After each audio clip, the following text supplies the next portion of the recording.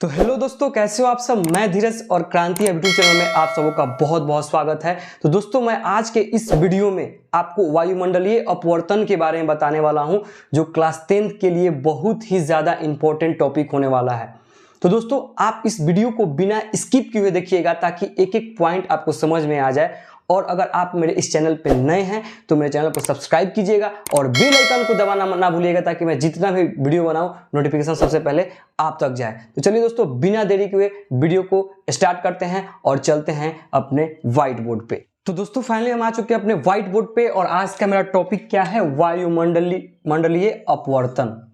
मेरा टॉपिक है वायुमंडलीय अपवर्तन। इसके बारे में मैं आज आपको यहाँ पे देखिए पहले ही थोड़ा सा इसका डिफिनेशन और लिख दिया हूँ ताकि आपका टाइम कम हो और वीडियो भी ज़्यादा लंबा ना हो, आपको अच्छा समझ में आए।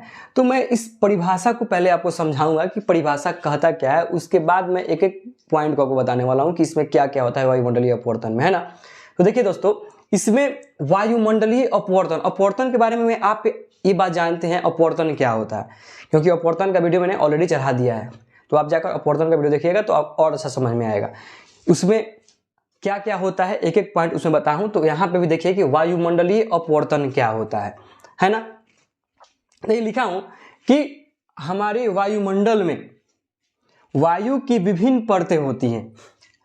ऊपर की परतें विरल माध्यम की तरह, जबकि नीचे की परतें सघन माध्यम की तरह कार्य करती है।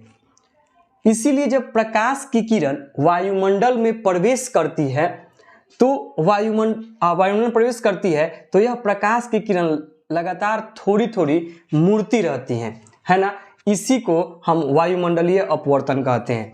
दोस्तों, एक बात बता दूं कि आप यहाँ पे ये चीज़ देखे हैं कि ये विरल माध्यम, ये टर्म है विरल माध्यम, ये टर्म है सघन माध्यम।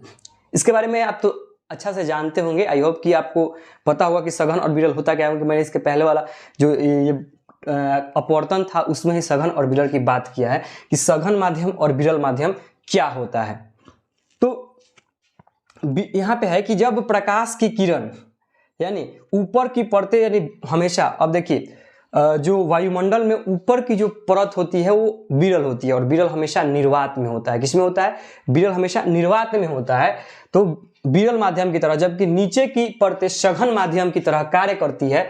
इसीलिए जब प्रकाश की किरण वायुमंडल में प्रवेश करती है तो यह प्रकाश की किरण लगातार थोड़ी थोड़ी मुड़ती रहती है। इसी को वायुमंडलीय अपवर्तन कहते हैं। एक चीज मैंने आपको बता दूं कि ये लगातार, यहाँ पे एक चीज देखिएगा कि लगातार थोड़ी थोड़ी मुड़ती रहती हैं। ये इसका मतलब आप समझ रहे हैं, लगातार थोड़ी थोड़ी मुड़ने का मतलब क्या होता है। मैंने आपको बताया था सघन और विरल में कि जब कोई प्रकाश विरल से सघन में आता है तो क्या होता है। जब कोई प्रकाश विरल से सघन में आता है तो क्या होता है, अगर आएगा, देखिए ये विरल हो गया, मतलब ये विरल हो गया। अगर विरल से सघन में भेज रहे हैं, ये हो गया विरल और ये हो गया सघन। तो विरल से सघन में इसको ऐसे जाना चाहिए, लेकिन ये मुड़ गई, ये मुड़ गई। देखिए यहाँ पे विरल से सघन में आई तो मुड़ गई। तो ठीक यही क्रिया वायुमंडल में भी होता है कि जब कोई भी प्रकाश वायुमंडल से आता है ना, तो हमारा वायुमंडल कहीं शांत नहीं रहता है। इसमें कभी गर्म हवाएं तो कभी ठंडी हवाएं, तो कहीं ज़्यादा धूलकण तो कहीं कम धूलकण, ये चारों तरफ विकृत है, फैला हुआ है चारों तरफ। ये जरूरी नहीं कि पूरा खाली स्थान है, नहीं, वायुमंडल कभी भी शांत नहीं रहता है। इसमें हमेशा गर्म हवाएं, नहीं तो ठंडी हवाएं, नहीं तो धूलकण, ये हर चीज़, अनेक प्रकार की गैस हैं जो इस वायुमंडल में है। तो उससे प्रकाश जब आते हैं तो आने के बाद टकराता है, प्रकाश क्या होगा, टकराने के बाद क्या होता है, प्रकाश की किरण लगातार टकराकर और थोड़ी थोड़ी मुड़ती रहती है। इसी प्रकार इसी को हम वायुमंडलीय अपवर्तन कहते हैं। अगर संक्षेप में बात करें कि पृथ्वी के वायुमंडल के कारण, यानी पृथ्वी के वायुमंडल के कारण होने वाले अपवर्तन को हम वायुमंडलीय अपवर्तन कहते हैं। पृथ्वी के वायुमंडल के कारण होने वाले अपवर्तन को हम वायुमंडलीय अपवर्तन कहते हैं। एक चीज मैंने आपको और बता दूं कि आप सोच रहे होंगे ना कि किस प्रकार वायुमंडल में अपवर्तन होता होगा। तो एक चीज आपको मैं बता दूं, आप जनरली आप अपने घर पे भी ऐसा देख सकते हैं, देखते होंगे, रोज देखते होंगे, अनुभव नहीं किए हैं इस चीज को।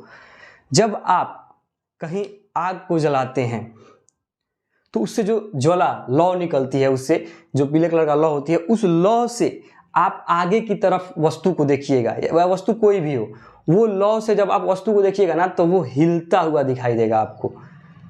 आप स्टोव जलाकर देखिए या फिर ऐसे आप आग जलाकर देखिए, उससे जब देखिएगा तो अगला वस्तु हिलते हुए दिखाई देगा। ये किसके कारण होता है? ये वायुमंडलीय अपवर्तन के कारण होता है। क्यों? क्योंकि इस वायुमंडल में हमेशा धूल कण, अनेक प्रकार की गैस, ठंड हवाएं, गर्म हवाएं क्या होती है, हमेशा भरी रहती हैं, और इसमें जब प्रकाश आता है तो उसका कण हमारे आंखों तक आता है और उसके बाद वो हमको हिलता हुआ प्रतीत होता है।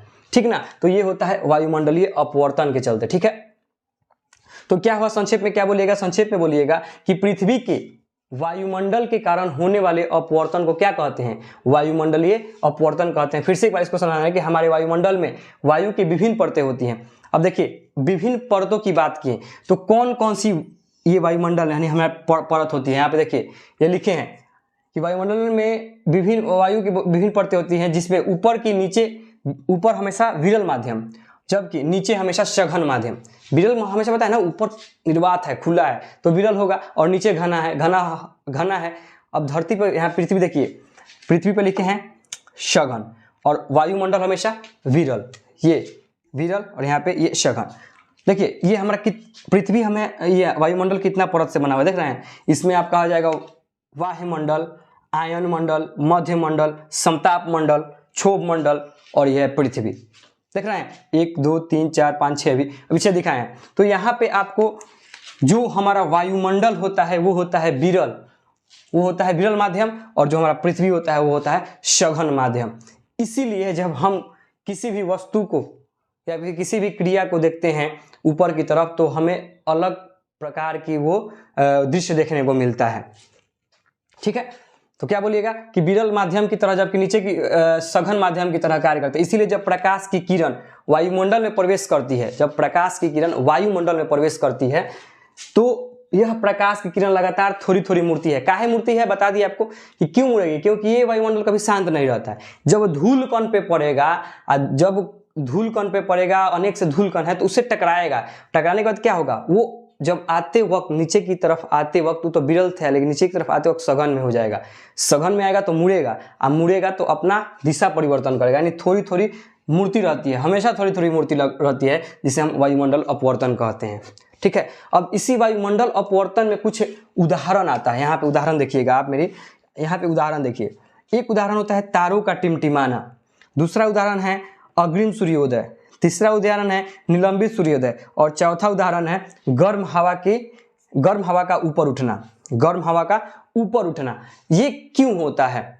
देखिए, तारों का टिमटिमाना, अग्रिम सूर्योदय, अग्रिम सूर्योदय का मतलब क्या होता है कि सूर्योदय और सूर्यास्त होता है ना, जब सुबह में आप जाकर देखते हैं तो सूर्योदय होता है, फिर शाम को सूर्यास्त होता है, फिर गर्म हवा का ऊपर उठ जाना। गर्म हवा ऊपर क्यों उठता है, गर्म हवा का घनत्व क्या होता है, ठंडे हवा का उसका घनत्व क्या होता है, ये सब के बारे में मैं एक अलग वीडियो बनाऊंगा, क्योंकि इस वीडियो में अगर मैं इस सब के बारे में समझाने लगूं तो हो जाएगा लगभग 2 घंटे का वीडियो।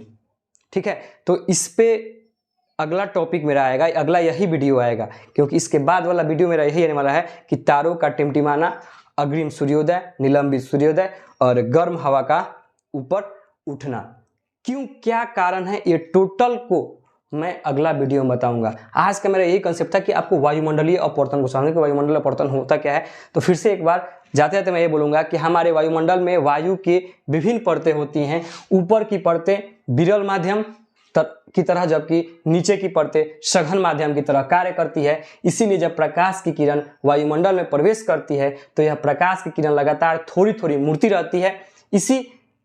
इसी को हम वायुमंडलीय अपवर्तन कहते हैं। संक्षेप में आप बोल सकते हैं, संक्षेप में आप क्या बोलेगा कि पृथ्वी के वायुमंडल के कारण होने वाले अपवर्तन को हम वायुमंडलीय अपवर्तन कहते हैं। पृथ्वी के कारण होने वाले अपवर्तन को हम वायुमंडलीय अपवर्तन कहते हैं। एग्जाम्पल भी आपको दे दिए हैं कि आप देख सकते हैं कि जब लौ से आप किसी वस्तु को उस पार देखिएगा तो, या फिर धुआं में देखिएगा, धुआं भी देख सकते हैं, धुआं से जाकर देखिएगा तो वो वस्तु हिलता हुआ दिखाई देगा। ये होता है वायुमंडलीय अपवर्तन की वजह से। ठीक है, और ये जो हमारा है, ये जो हमारे परत होती हैं, एक होता है वायुमंडल, आयनमंडल, मध्यमंडल, समताप मंडल, क्षोभ मंडल और पृथ्वी। ये हमारा वायुमंडल का जो एक विभिन्न परत होता है, ये क्या होता है, ये वायुमंडल का हमारा विभिन्न परतें होते हैं। इसी परत से कोई भी प्रकाश चलते चलते चलते चलते पृथ्वी तक नीचे की तरफ आता है, ठीक ना।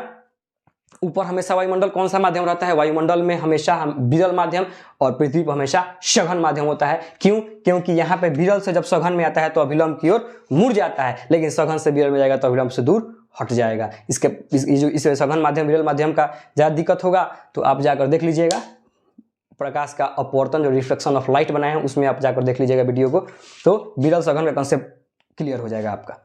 तो ये था वायुमंडलीय अपवर्तन। आई होप कि आपको ये वीडियो अच्छा लगा होगा और ये वीडियो आपको समझ में भी आया होगा। अगर आपको ये वीडियो समझ में आएगा तो कमेंट जरूर कीजिएगा कि वीडियो आपको कैसा लगा, और ये भी कमेंट करके बताइएगा कि हमको अगला टॉपिक क्या बनाना है ना। तो चलिए दोस्तों, आज के लिए इतना ही, और अगर आप मेरे चैनल पर नए हैं तो मेरे चैनल को सब्सक्राइब कीजिएगा और बेल आइकन को दबाना मत भूलिए, ताकि मैं जितना भी इस प्रकार का वीडियो बनाता हूँ नोटिफिकेशन सबसे पहले आप तक पहुँचे। चलिए, जय हिंद, जय भारत।